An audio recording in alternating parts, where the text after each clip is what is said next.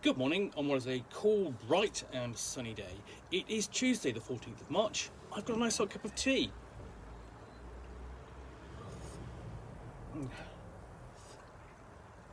And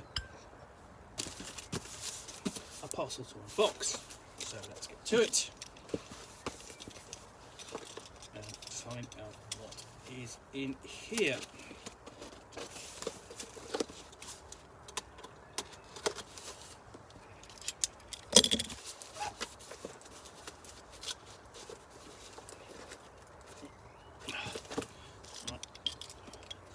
Sidekick doesn't want to give. Give a helping hand there.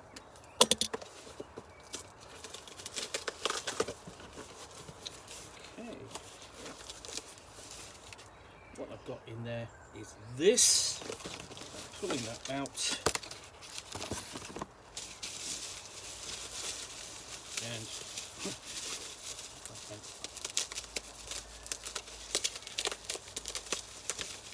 unwrapping it,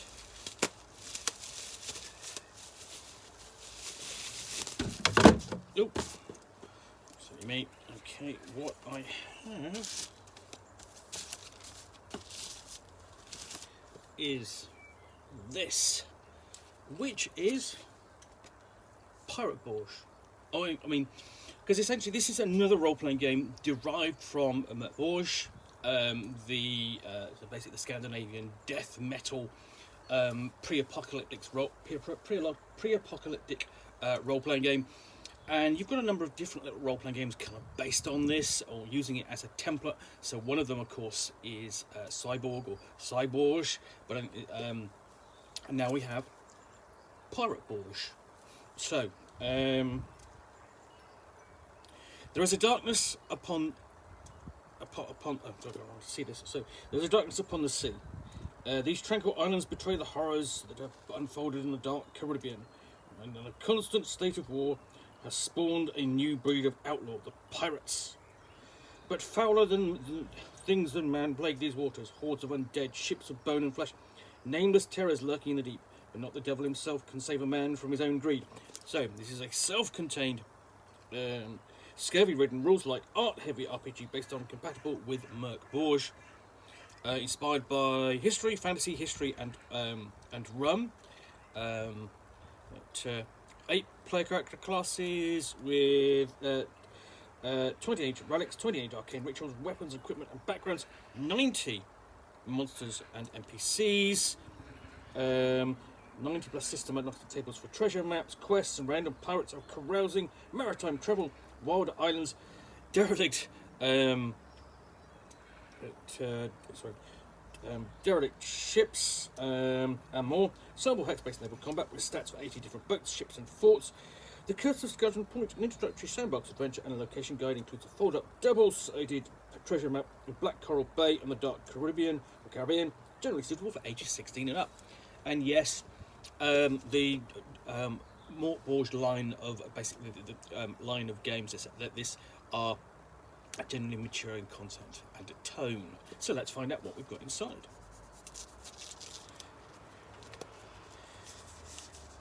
So yeah, that's the blurb, which has sort of like just been a little askew there.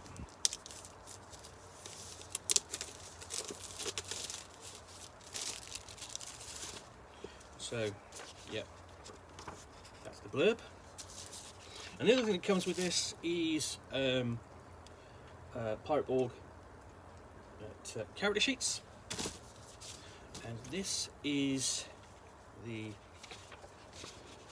fold-up map. So we have a map of the Dark Caribbean, or Caribbean if you will, whichever you want to go with, and then Coral Bay, nicely done, has a period feel to it. And then the book itself, nice little hardback, and this is from Limithron. And we open up, and what's in the name? The foul weather, carousing. We've got a kind of standard kind of set of tables for creating random events in your Pirate Borg game. And we have a similar set of tables and the inside back cover as well. But these are particular for rules, so naval combat abilities and tests, handling violence and the like.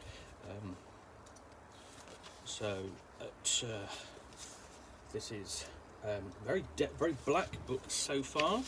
Got another map of the Dark Caribbean before we get into a view upon the sea from the shore there, and introducing us to the period and the setting, because over the years there have been lots of different pirate games. You go all the way back to Pirates and Plunder, which I think is from Yakinto, Pirate, which would have been a Fantasy Games Unlimited version, but you've got classics like Run Out the Guns, and Pirates of the Spanish Main for Savage Worlds, and also the campaign 50 Fathoms, which is essentially a seagoing piratical campaign, and very good it is too. And there's also an excellent supplement from Green Ronin as well for the D20 system, which is very historically based. So there we go.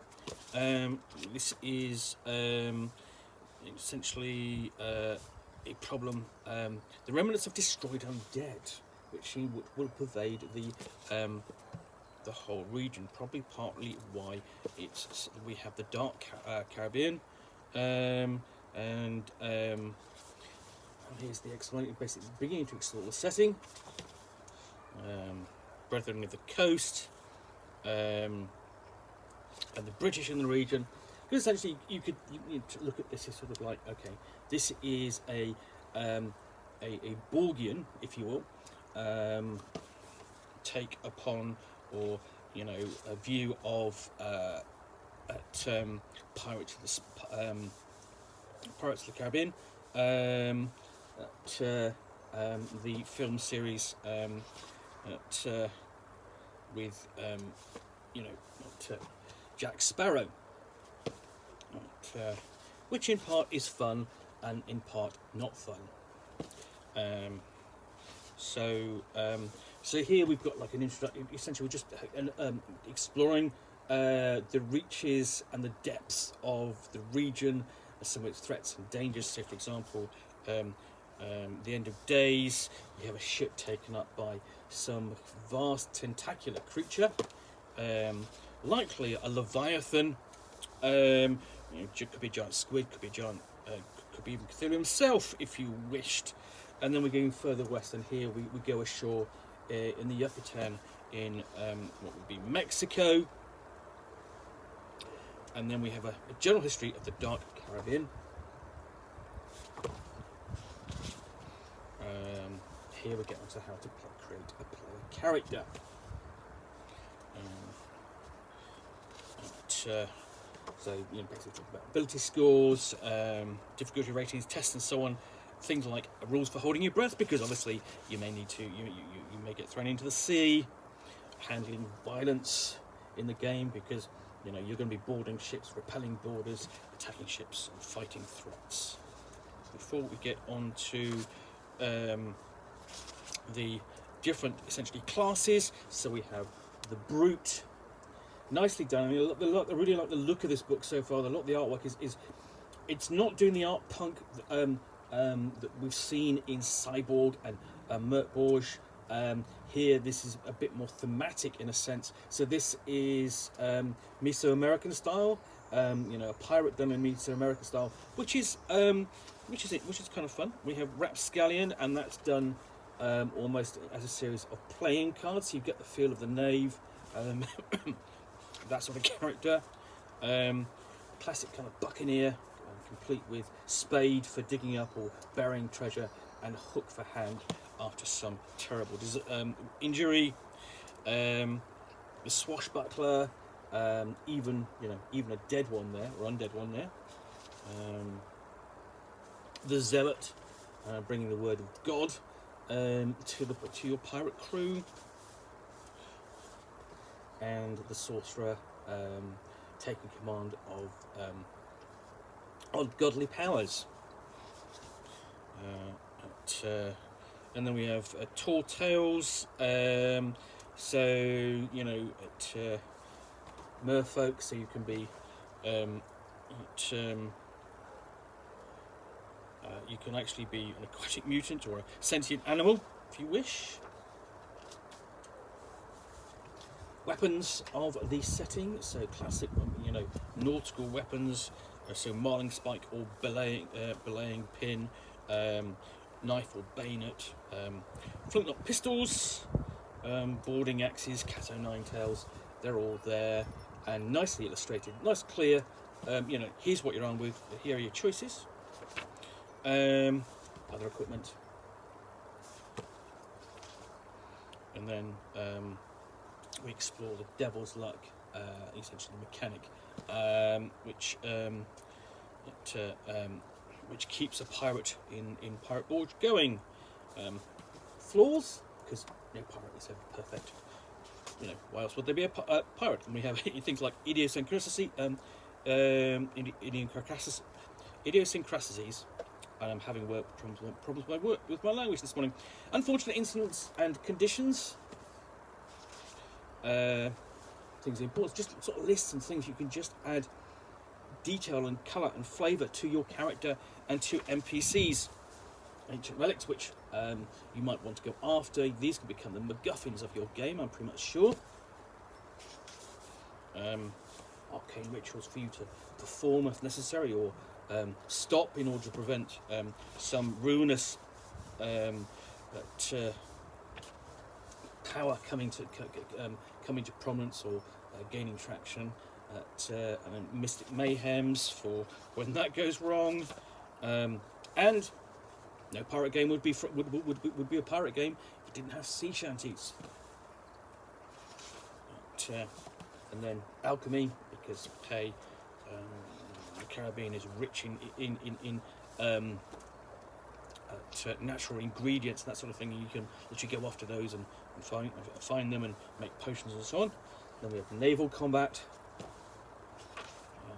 So I just got the rules for that.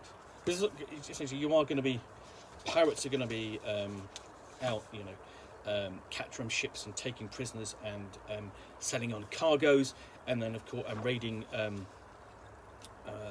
Spanish ships, that sort of thing. If you're a particular nationality, because they're the ones that are carrying silver from the Americas, or you're going to be holding off the authorities in their ships, whether that's the British or the French and so on. So, wind rules. And here we have the actual ships and boats and so on. These are very nicely illustrated, very clear on what they look like. But yet more, and all the way up to a fort, because there'll be forts dotted across the Caribbean, and then we have various creatures, dire and dark, that the pirates might encounter. So dark, and that's dark aquatic creatures, dark flora, and then we have actual possible other enemies. So complete skeletal crew here. That's nicely done. Zombies, classic Caribbean monster. Really dating back to the kind of the films and fiction of the 20th century more than the period. Ghosts, including you can have a ghost monkey. Scavengers and seagulls, obscure obstacles. Well, this is fantastically thematic, and they're really carrying through, or sort of giving the whole setting a dark twist upon it. And then we do get into we've got a little bit of the mythos in there, with inclusion of deep ones and coral shoggoths. And then, of course, we do have things like great leviathans of the deep. So we have an undead megalodon there, and then that's the kraken. And then we have Davy Jones and the leviathan itself. So, and then marrow cannons are sentient undead. This gets even more fun as I'm going through it. This looks absolutely fantastic. It's sort of like really well done. We have NPCs, so Naval Mastermind, the Inquisitor,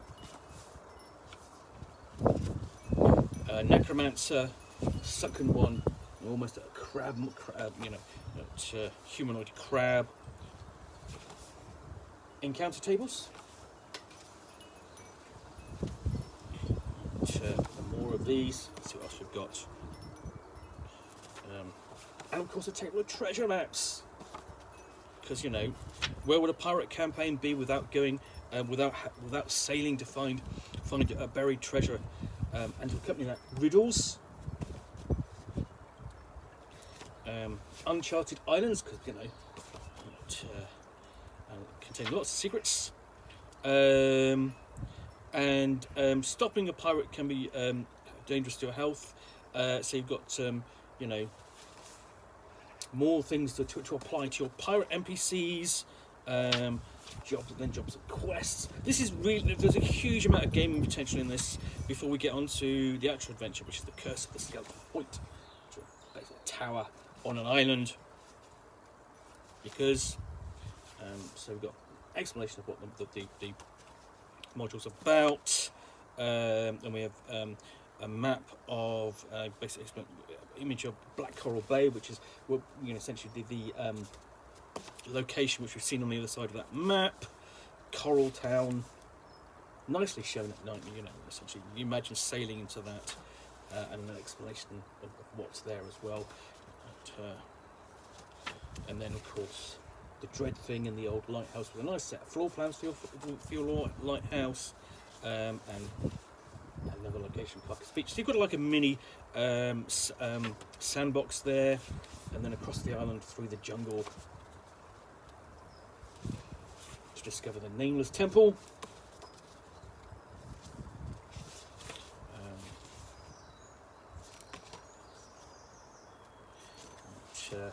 This is absolutely fantastic. Essentially, you get quite a lot of gaming out of this. We've even got even further down. A swamp. It really sort of like you are kind of packing everything into this one island. All the elements of a pirate campaign into just one location, and then rather than mapping out the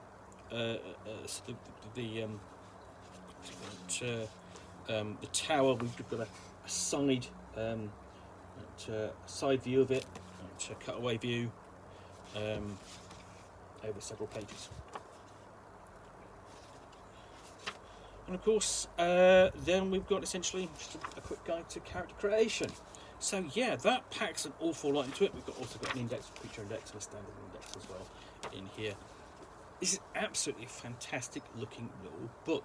If you are looking to play a dark pirate campaign, this is absolutely fantastic. I'm really looking forward to digging into this, hoping to get to play the scenario. I think that people have a lot of fun with that as a mini sandbox, and exploring everything. Yeah, this is absolutely fantastic. So yeah, this is Pirate Borg, published by Limithron, basically OSR adjacent dark pirate game. Anyway, hope you've enjoyed this unboxing in the Nook. If you have, then please do click on the like button down below. And of course, if you've got any comments or feedback, I do appreciate you taking the time to post those. And lastly, if you want to be alerted to get more unboxings in the Nook, where you'll see me out here with a parcel containing a book or game, which I will unbox and chat about to the best extent of my knowledge for roughly 10 minutes or so, all of course accompanied by a nice hot cup of tea.